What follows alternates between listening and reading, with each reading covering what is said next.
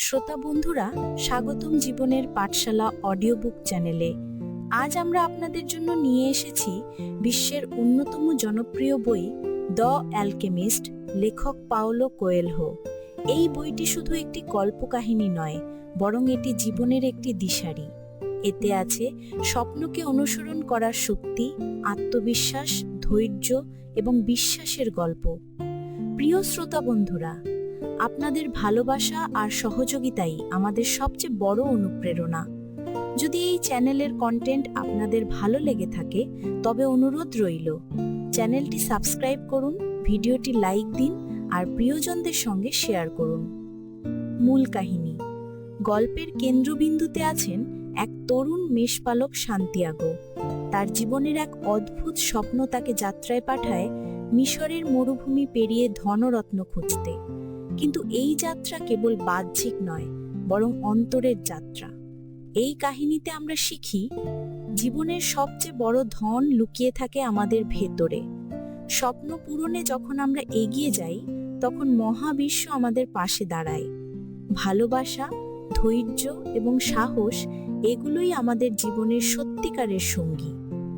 আজকের এই বাংলায় অনুবাদিত অডিও বুক সারাংশে আমরা ধাপে ধাপে জানব সান্তিয়াগোর যাত্রার প্রতিটি মোড়, আলকেমিস্টের দার্শনিক শিক্ষা, আর কিভাবে নিজের জীবনের ধন আমরা নিজেরাই আবিষ্কার করতে পারি। চলুন তবে শুরু করি দ্য অ্যালকেমিস্টের এই মায়াময় যাত্রা। The alchemist Bangla audio book সারাংশ। ভূমিকা। গল্পের ভেতরে দ্য আলকেমিস্ট মূলত একটি আধ্যাত্মিক ও রূপকথার মতো গল্প। এখানে সান্তিয়াগো নামে একটি স্পেনীয় রাখাল ছেলে নিজের জীবনের স্বপ্ন অনুসরণ করতে বের হয়। তার যাত্রা শুধু ধনরত্ন খুঁজে পাওয়ার নয়, বরং নিজেকে খুঁজে পাওয়ার গল্প। অধ্যায় 1, রাখালের স্বপ্ন। সান্তিয়াগো ছিল আন্দালুসিয়ার এক সাধারণ রাখাল ছেলে। সে বই পড়তে ভালোবাসত, ভ্রমণ করতে চাইত। প্রতিদিন ভেড়া চড়ানোর সময় সে ভেতরে ভেতরে স্বপ্ন দেখত। এক রাতে সে বারবার একই স্বপ্ন দেখতে লাগলো। মিশরের পিরামিডের কাছে এক ধনরত্ন লুকোনো আছে। সে বুঝতে পারল এই স্বপ্ন তার জন্য বিশেষ কোনো বার্তা। কিন্তু বাস্তব প্রশ্ন ছিল, সে কি সত্যিই সবকিছু ছেড়ে সেই অজানা যাত্রায় বের হবে? ছোট গল্পের শিক্ষা। আমাদের জীবনেও প্রায়ই কিছু ইঙ্গিত আসে, হয় স্বপ্নে, নয়তো অন্তর্দৃষ্টিতে, কিন্তু আমরা ভয়ে সেগুলোকে অবহেলা করি। সান্তিয়াগো আমাদের শেখায় স্বপ্নকে গুরুত্ব দিতে হয়। অধ্যায় 2, রাজা মেলচিজেদেকের সাথে দেখা। সান্তিয়াগো শহরে গিয়ে এক বৃদ্ধ রাজার সঙ্গে দেখা করে, নাম মেলচিজেদেক। রাজা তাকে বলেন, প্রত্যেক মানুষের একটি ব্যক্তিগত কিংবদন্তি, অর্থাৎ জীবনের আসল লক্ষ্য বা মিশন। রাজা তাকে দুটো জাদুকরি পাথর দেন, উরিম আর থুমিম, যেগুলো সিদ্ধান্ত নিতে সাহায্য করবে। বাস্তব জীবনের শিক্ষা। আমাদের প্রতিটি মানুষের জীবনেই কিছু না কিছু পার্সোনাল লেজেন্ড আছে। কেউ শিক্ষক হতে চায়, কেউ সঙ্গীত শিল্পী, কেউ ব্যবসায়ী, কিন্তু অধিকাংশ মানুষ ভয়ে বা সমাজের চাপে সেই স্বপ্নকে মেরে ফেলে। অধ্যায় 3, যাত্রার শুরু ও বিশ্বাসঘাতকতা। সান্তিয়াগো ভেড়াগুলো বিক্রি করে আফ্রিকার দিকে যাত্রা শুরু করে, কিন্তু প্রথমেই প্রতারণার শিকার হয়। সে সব টাকা হারায়। কিছুক্ষণের জন্য তার মনে হলো, আমি কি ভুল করেছি?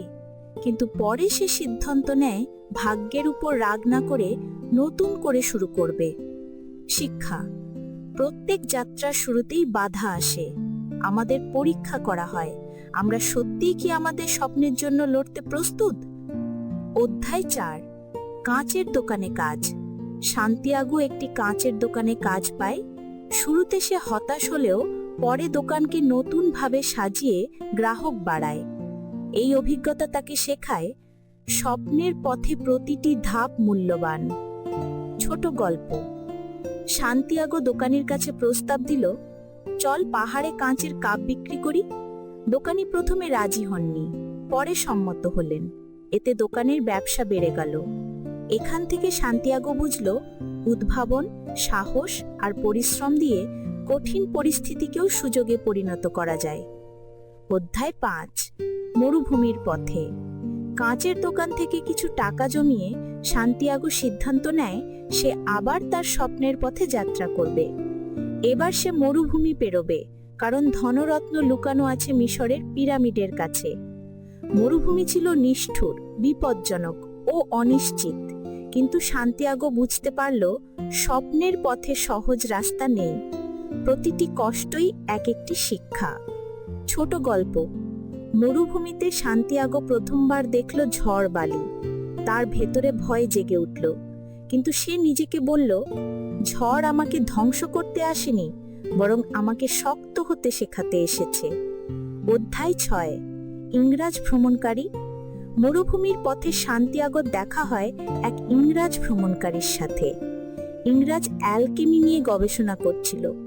সে বলল, অ্যালকেমি হলো এমন এক বিদ্যা যা ধাতুকে সোনায় রূপান্তর করে। কিন্তু ইংরাজ তাকে আরো গভীর সত্য জানালো, অ্যালকেমি আসলে আত্মার রূপান্তরের প্রতীক। যখন আমরা ভেতরের ভয়, সন্দেহ, নেতিবাচকতাকে পরিশুদ্ধ করি, তখনই আমরা সত্যিকারের সোনার মতো উজ্জ্বল হই। বাস্তব শিক্ষা।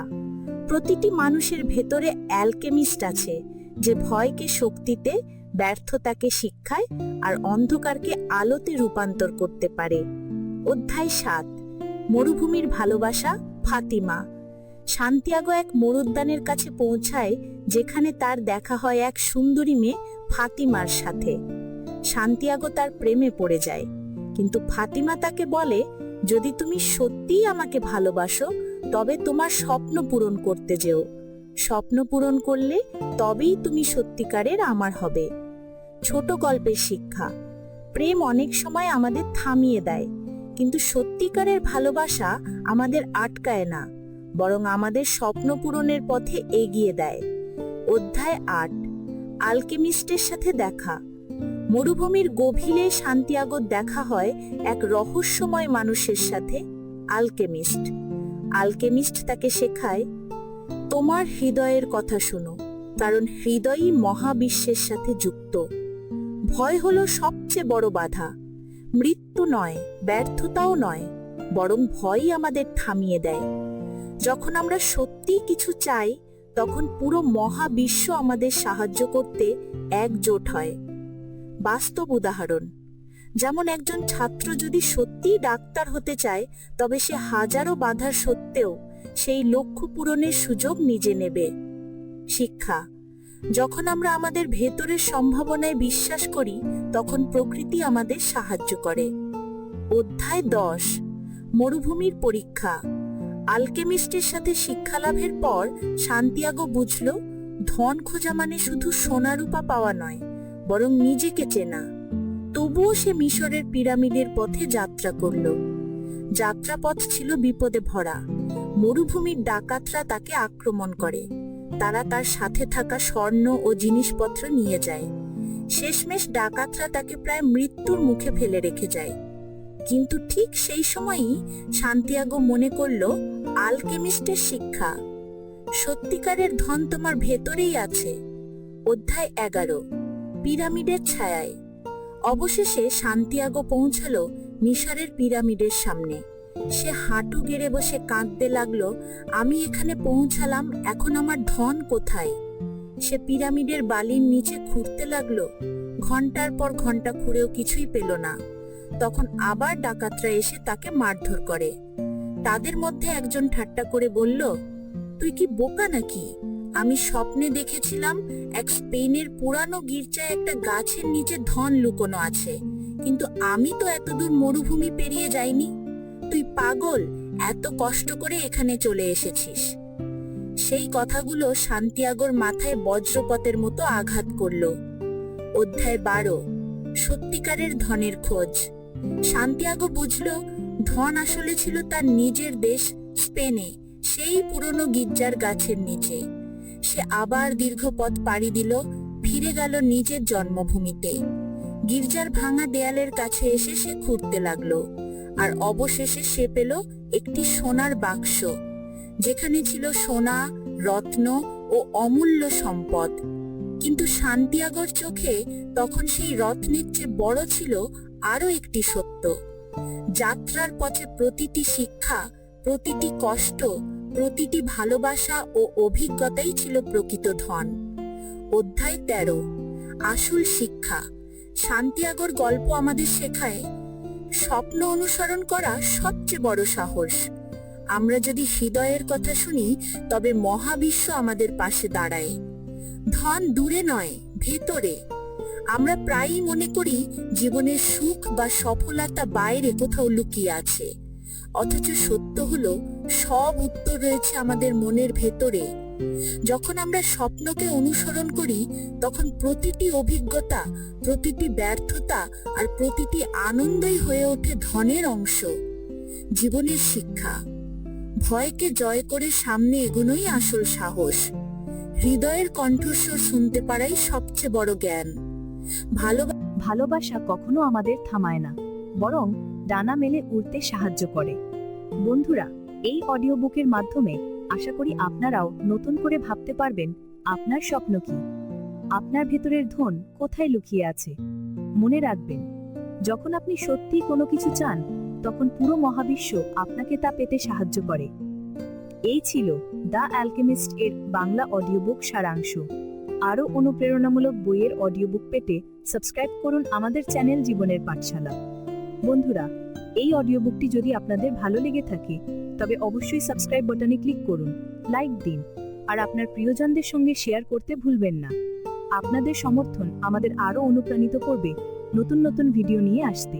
সাথে থাকুন, আমরা একসাথে এগিয়ে চলব জ্ঞান আর অনুপ্রেরণার পথে। ধন্যবাদ।